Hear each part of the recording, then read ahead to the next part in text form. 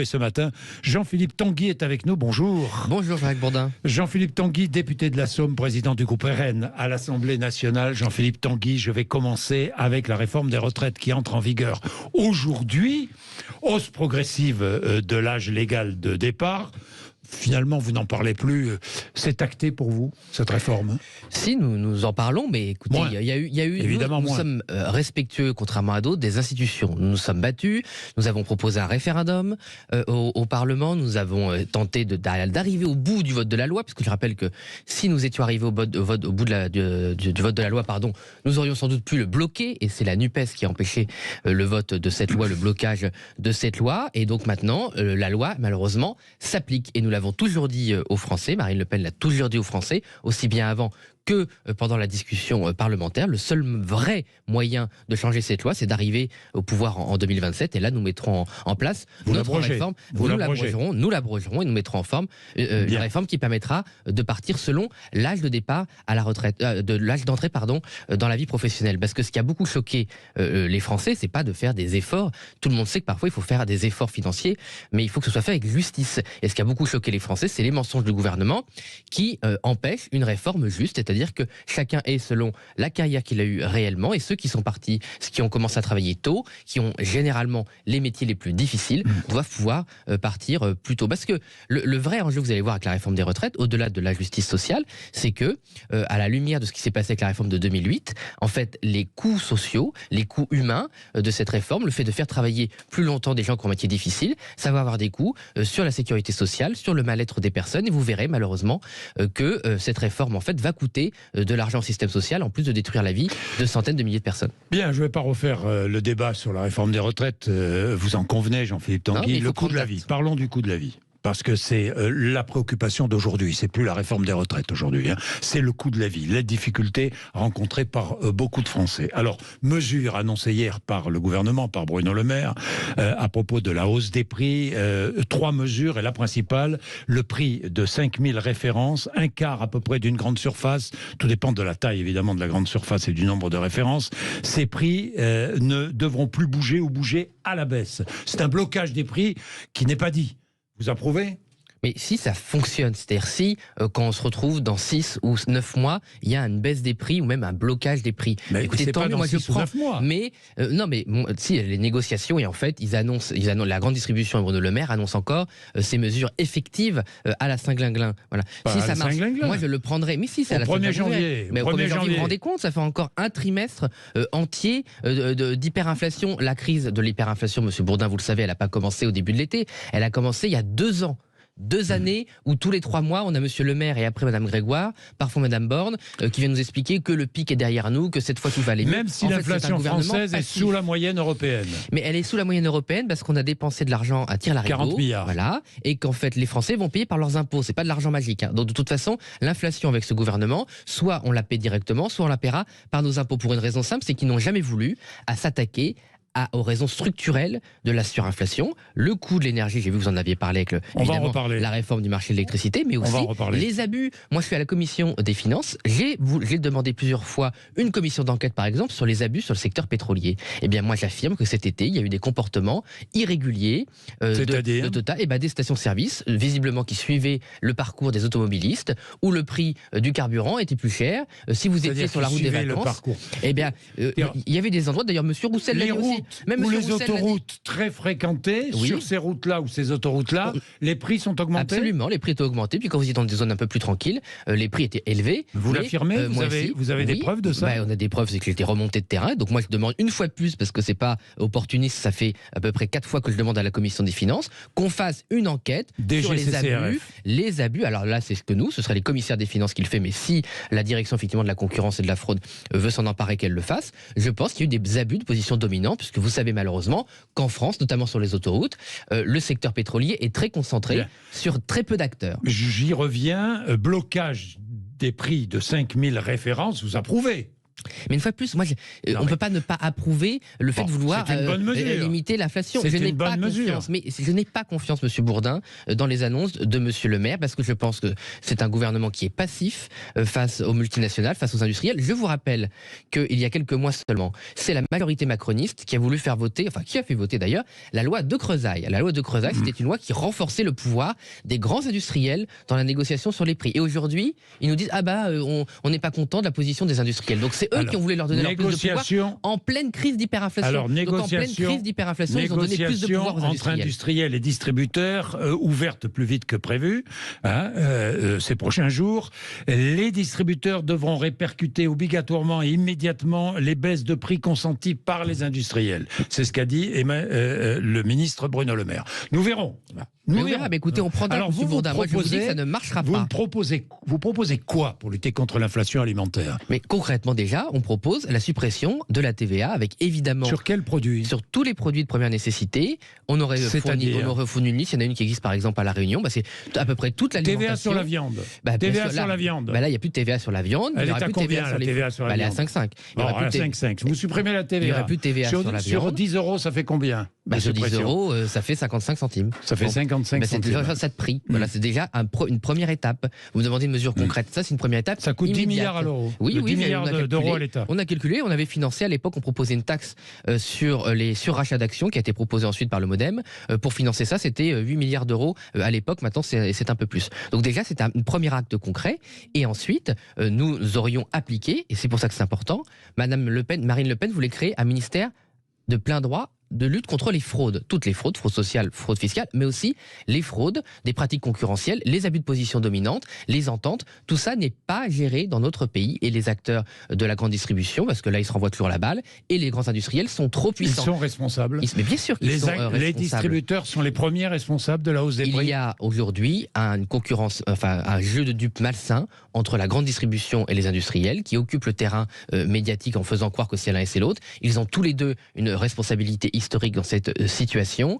D'un côté, la grande distribution en profite pour placer ses propres marques et faire ses propres marges. De l'autre côté, les grands industriels font une politique malthusienne qui vise à vendre plus de valeur et moins de volume. D'ailleurs, ils l'assument. Et au final, c'est les consommateurs qui paient. D'ailleurs, il y a déjà une enquête, M. Bourdin. C'est pour ça que je n'ai pas confiance à M. le maire, qui a prouvé, les services de Bercy ont prouvé que les grands industriels avaient reconstitué leurs marges, mais ce n'est pas des marges à 5 ou 10% comme des artisans, c'est des marges à 15, 20, 25%, presque toutes, la quasi-totalité de la grande alimentation. Notamment les grands industriels américains de l'agroalimentaire de l'étranger. Oui, absolument. Américain ou autre. Absolument, mais américain ou européen. Écoutez, Monsieur Bourdin, qui a vendu, vous avez de l'expérience, vous avez assisté depuis des années, qui a vendu toutes nos entreprises de l'agroalimentaire aux Américains, notamment parce que c'est eux qui sont très présents sur ce marché, qui a vendu des marques françaises à l'étranger. Bon, c'est pas le Rassemblement national, c'est tous ces gens. Monsieur le maire était déjà à l'époque responsable politique. Donc effectivement, quand vous transférez à l'époque, on ricanait. Je me souviens par exemple sur les biscuits lus, on ricanait en disant qu'est-ce que vous voulez, les biscuits, c'est quand même pas stratégique. Oui, si l'alimentation, c'est stratégique.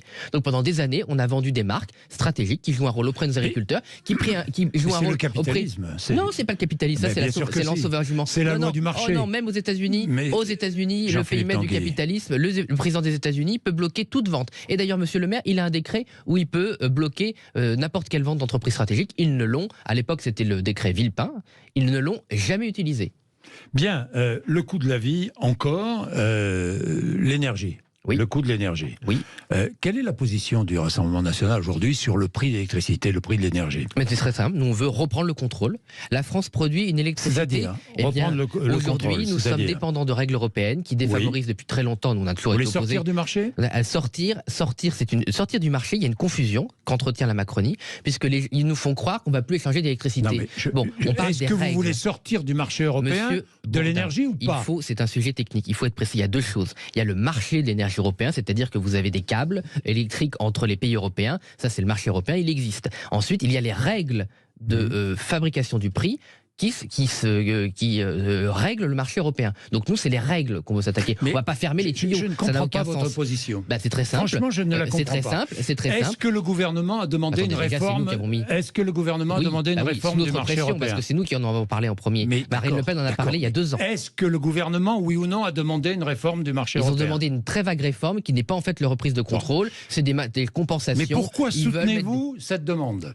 Mais parce que nous, on ne soutient pas du tout la réforme. Moi, je ne soutiens pas du tout la réforme. Mais bien sûr on ne soutient pas du tout la tentative de réforme du gouvernement. C'est écrit par Jordan Bardella. Non, on dit qu'il veut, Jordan Bardella dans sa lettre écrit qu'il veut que le gouvernement remplisse au moins sa parole. Mais notre position, il défend la réforme du marché européen de l'énergie. Notre position à nous, c'est qu'on veut sortir des règles du marché. Il n'y a aucune ambiguïté. Écoutez, Monsieur Bourdin, c'est Marine Le Pen qui est la première à parler de ces règles absurdes. C'est la première qui a demandé des mesures fortes. C'est très simple. Que tout le monde aille voir la note de Jordan Bardella après la réunion d'avant-hier. C'était avant. Mais Monsieur Bourdin, Jordan Bardella, il s'inscrit dans une invitation du président. Et donc il parle au président. Donc il dit au président, vous aviez promis une réforme, vous ne l'avez pas faite. Ce n'est pas la réforme de Marine Le Pen. Malheureusement, Marine Le Pen n'a pas été élue présidente de la République. Mais je l'ai lu, la lettre, Monsieur Bourdin. Moi aussi, je l'ai lu. C'est ce qu'il dit. Moi, je vous dis, on demande que tout le monde aille la lire. On verra qui dit la vérité. Ces règles. Donc je vous le dis, c'est très simple. Nous, aujourd'hui, l'électricité française, elle est produite autour de 60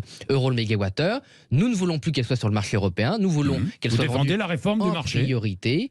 Ben, c'est plus qu'une réforme du marché. Moi, je pense qu'il faut rompre avec ces règles européennes. C'est pas ce qu'écrit Jordan Bardella. On est bien partout dans le programme du Rassemblement national. Et donc, on veut sortir de ces règles et reprendre le contrôle, puisqu'on produit 95% de notre électricité. Mais ce qui n'empêche pas. Mais Monsieur Bourdin, pourquoi? Parce qu'après, ils disent oui, mais après, si on sort de ce marché, on n'aura plus l'électricité pour faire la pointe, notamment l'hiver, les périodes où on manque un peu d'électricité, de leur faute d'ailleurs, de la faute des macronistes et de tous ceux qui ont gouverné la France. Donc, il n'y a pas de rupture avec le fait qu'on puisse s'approvisionner en électricité quand on aura besoin. Il y a une rupture avec des règles absurdes. Bien, Jean-Philippe Tanguy, cette réunion à l'Élysée, d'abord, vous en avez parlé avec Jordan Bardella, j'imagine. Oui, Jean-Philippe Tanguy. Alors, limiter les mandats présidentiels à 2 quinquennats est une funeste connerie. Est-ce que Emmanuel Macron l'a dit ou pas?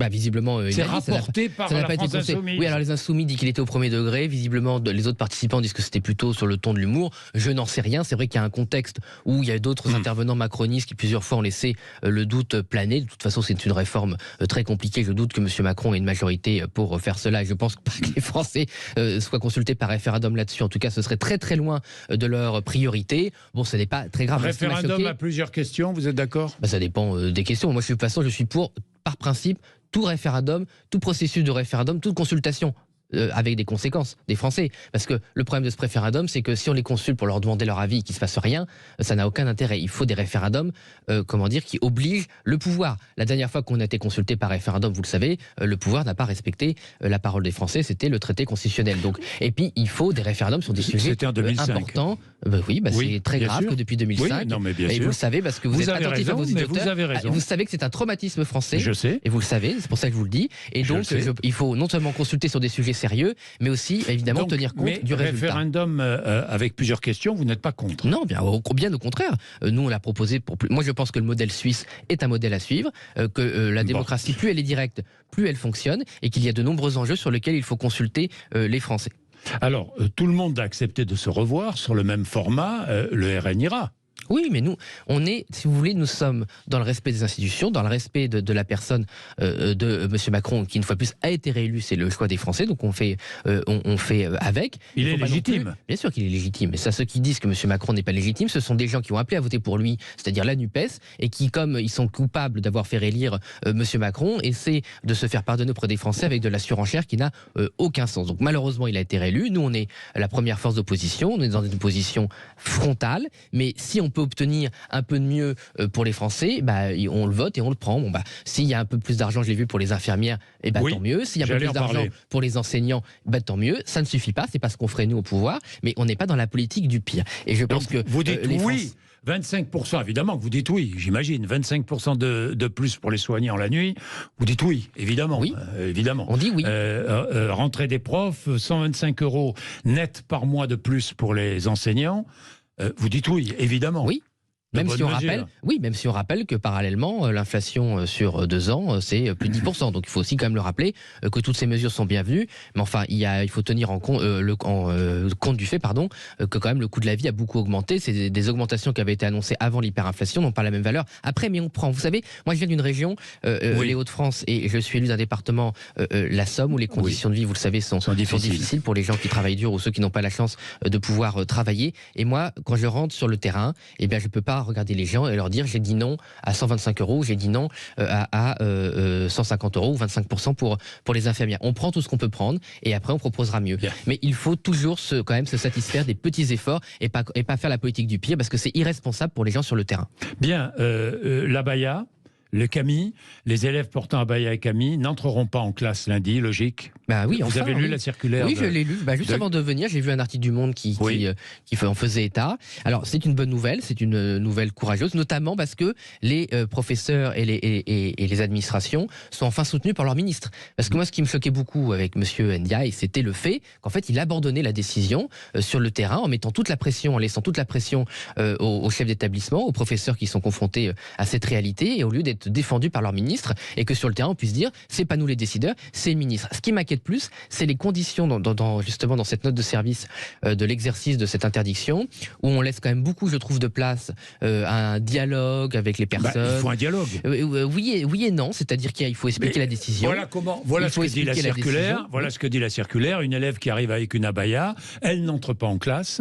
Elle est reçue par un responsable de l'établissement. Le dialogue s'engage, qui lui demande d'ôter son abaya, de revenir sans abaya. Si elle revient avec une abaya, bien il y a une procédure disciplinaire qui est engagée. Absolument. Ça me paraît logique. Non, mais moi je suis évidemment qu'il faut recevoir les personnes, mais dans le ton, si vous voulez, qui a été donné dans cette note, puisque vous me demandez si je l'ai lu, donc je l'ai lu et aussi les explications qu'a donné le ministre. Le dialogue c'est bien, mais c'est pas un dialogue à égalité. Voilà, il y a une décision qui s'applique, on l'explique. Moi j'aurais préféré, c'est plus une explication. Mais la décision sera appliquée quoi qu'il arrive. Mais absolument. Aucun élève ne rentrera dans la classe avec une abaya ou un camis. Absolument, mais il y a des personnes qui portent ces vêtements ou qui ne le savent sans doute pas pourquoi, mais il y a aussi des militants islamistes, des militantes islamistes et qui n'entreront pas en classe. Voilà, mais il ne faudrait pas que cette occasion d'un dialogue donne le lieu à la possibilité d'exposer des faux arguments, d'exposer une idéologie. Voilà. Donc la seule chose que je demande, c'est que vraiment ce soit bien vertical et que certes on explique la décision aux parents, aux élèves, on essaie de résoudre la situation, mais il n'y a pas une égalité. Voilà, il y a une décision de laïcité qui s'impose à toute personne. Alors c'est extraordinaire parce que c'est maintenant la droite qui défend la laïcité, la séparation de l'Église et de l'État, le monde à l'envers par rapport à des lointaines au temps où c'était la gauche qui bouffait du curé. C'est vrai. Pardonnez-moi l'expression. Il y a toujours eu deux courants de droite. Hein, vous savez, il y a ce qu'on appelle les légitimistes, les orléanistes, qui étaient très proches du clergé. Et puis vous aviez la droite bonapartiste, qui l'était quand même un peu moins. Donc moi, c'est vrai qu'historiquement, je fais partie de cette droite bonapartiste qui pense quand même que l'Église soit doit se taire, doit obéir. Bien. L'étranger a été évoqué, la situation internationale autour d'Emmanuel Macron par les chefs de parti, avec le président de la République. 4 heures sur les sujets internationaux. Soutien de tous les partis à l'Ukraine. Oui. Logique. Je me félicite. Écoutez, je veux vous dire que vous voyez, là, j'ai été surpris que M. Macron, d'après vos confrères et consoeurs journalistes, prenne acte enfin de cette position unanime, puisque pendant longtemps, le pouvoir a fait croire aux Français que le Rassemblement national ou d'autres forces politiques d'opposition d'ailleurs avaient des ambiguïtés, des positions ambiguës. L'Ukraine doit gagner la guerre. Alors que Marine Le Pen a l'Ukraine doit gagner la guerre. L'Ukraine doit gagner la guerre. L'Ukraine doit faire prévaloir par sa victoire le droit international et la liberté des peuples à disposer d'eux-mêmes. Doit récupérer évidemment les territoires qui lui sont reconnus par les accords internationaux. La Crimée. Et la Crimée, d'ailleurs, j'ai vu qu'entre-temps... L'Ukraine doit récupérer la Crimée. La Crimée n'a pas été occupée par une invasion territoriale, elle a été occupée suite à un référendum qui pose en question de droit international. Et ce qu'a dit Marine Le Pen, ce qui d'ailleurs n'a jamais été elle a été annexée. Suite à un référendum dont les autorités ukrainiennes et la plupart des forces internationales contestent la régularité. Et ça n'a jamais été repris, ça m'a toujours étonné. Nous, on a toujours proposé une solution. Marine Le Pen a toujours dit qu'il faudrait un référendum, sans doute organisé par l'ONU, pour savoir si Nicolas Sarkozy. Depuis que Nicolas Sarkozy l'a dit, évidemment, ça prend plus d'ampleur. Mais ça n'arrangeait pas sans doute le pouvoir que Marine Le Pen ait dit la même chose avant Nicolas Sarkozy. Il pourrait y avoir un référendum sous l'égide de l'ONU ou d'autres instances internationales qui permettent de savoir si oui ou non le peuple de Crimée souhaite rester dans la Fédération de Russie ou souhaite retourner en Ukraine. Au Niger, les putschistes ordonnent l'expulsion de l'ambassadeur de France. Immunité diplomatique retirée. Faut-il accepter? Faut-il céder? On ne va pas entrer en conflit avec le Niger. Ce qui est sûr, c'est donc il s'en va. C'est que je pense qu'il est obligé de s'en aller. Le Niger est un État souverain. Nous, on est respectueux de la souveraineté des peuples, y compris malheureusement quand c'est une autorité militaire ou illégitime. La question qui se pose... Illégitime ? Bah oui, un putsch militaire, c'est Comme au Gabon. C'est illégitime. Illégitime. Oui, c'est une force illégitime tant qu'il n'y a pas de régularisation démocratique. Alors vous allez voir quelques exceptions où un putsch militaire peut mettre à bas un dictateur ou une autorité encore plus illégitime que l'autorité temporaire. Mais encore faut-il que le temporaire ne dure pas. Sauf que vous savez qu'il y a eu plusieurs putschs militaires où le temporaire dure plus longtemps qu'un mandat. Donc évidemment, ce n'est pas acceptable. Le vrai problème, Monsieur Bourdin, et on va voir, pour le moment, j'ai pas eu d'informations sur ce qui s'est passé avec le dialogue avec Monsieur Macron, c'est que la politique africaine de la France est complètement mise en échec sur des territoires qui non seulement étaient historiquement c'est le constat que fait Jean-Luc Mélenchon, c'est le constat que fait Marine Le Pen, mais ni Jean-Luc Mélenchon ni Marine Le Pen ne donnent de solution. Bah si, on a une tribune, dans les tribune de Monsieur Alliot.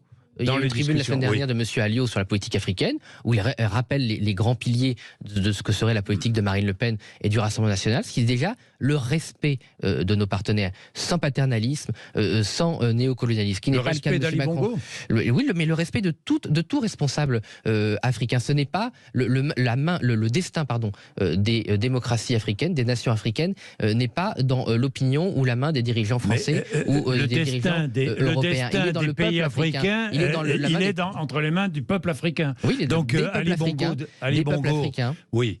Vous reconnaissez l'élection d'Ali Bongo alors? Mais on le reconnaît si le peuple gabonais estime qu'il n'est pas contestable ou qu'il n'y a pas une force populaire qui le met à terre. Les interventions, ce qu'on a appelé pendant longtemps l'ingérence, les ingérences étrangères ou le devoir d'ingérence, n'ont jamais fonctionné, Monsieur Bourdin, et vous le savez sur ces différentes décennies. À chaque fois qu'une force extérieure a voulu intervenir, même avec de bons sentiments, même si c'est assez rare, il faut le reconnaître, à la fin, ça fonctionne toujours mal. Ce sont les peuples qui doivent choisir leur destin. La France est responsable de la situation au Gabon ?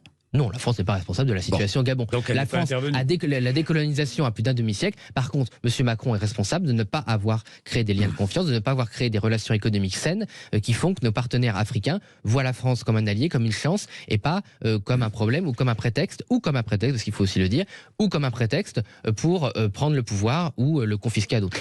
Européenne, qui sera tête de liste Rassemblement National? Ce sera annoncé, ce sera sans doute l'objet de la réunion de la rentrée politique du Rassemblement National à Beaucaire. Ce sera qui? Ce sera celui que la personne que Jordan annonce. Voilà, donc en tant que président du Rassemblement National, il annoncera... Un député européen déjà européen. Il annoncera sa décision lui-même. Mais vous savez, je pense que un homme, une femme. Ce qui intéressera les Français, c'est soit un homme, soit une femme. Voilà. Oui, non, mais ça, ce sera pas gender fluide. Voilà, ce sera pas une décision gender fluide. Mais ce qui intéressera les très politicienne. Mais non, c'est que je connais ça. Oui, ça c'est sûr. Mais je pense que vos auditeurs ne sont pas passionnés. Non, ils ne sont pas passionnés. C'est une info que je vous demande. Qu'est-ce qu'on va proposer? Mais moi, je l'ai pas cette info. Donc moi, ce que je peux vous dire, c'est la ligne. Au moins, c'est la franchise. Oui, je ne sais pas. Je l'ai pas. Je ne sais pas aujourd'hui. Qu'est-ce que va annoncer Jordan Bardella? Vous ne savez pas qui sera tête de liste? À Beaucaire, je ne le sais pas. Ça n'a pas été. D'ailleurs, moi, je ne siège pas aux instances qui le décident, d'ailleurs, à titre personnel. Donc, par contre, ce qui intéressera les Français, c'est la ligne politique qu'on va décider, c'est les propositions qu'on fait, qui sont constantes, et c'est quel partenariat on proposera pour les institutions européenne, voilà, reprendre le contrôle, que les nations soient souveraines avec des partenariats. On l'a vu sur le marché de l'électricité, on aurait pu le voir sur l'agriculture. On ne quitte pas l'Union européenne. Non, on redéfinit les relations avec Bruxelles et surtout on reprend le contrôle. C'est ce qu'on appelait la subsidiarité. Voilà, c'était un des principes fondamentaux de l'Union européenne, c'est que les nations doivent s'occuper de ce qu'elles peuvent s'occuper le mieux. Et puis sur les sujets où on a besoin de coopération, on coopère. Aujourd'hui, c'est un peu l'inverse, c'est-à-dire que l'Union européenne se mêle de sujets sur lesquels elle n'a pas de pertinence particulière, mais elle ne relève pas les grands défis du monde sur la politique industrielle, sur la souveraineté numérique, sur l'agriculture, sur tout un tas de sujets. L'Union européenne est un problème et nous, on préférerait que la coopération européenne soit une solution, évidemment. Merci Jean-Philippe Tanguy d'être venu nous voir. Rentrée politique, je crois, du Rassemblement National du 15 au 17. C'est ça, à Beaucaire. À Beaucaire, dans le Gard. Absolument. Il est 8h50.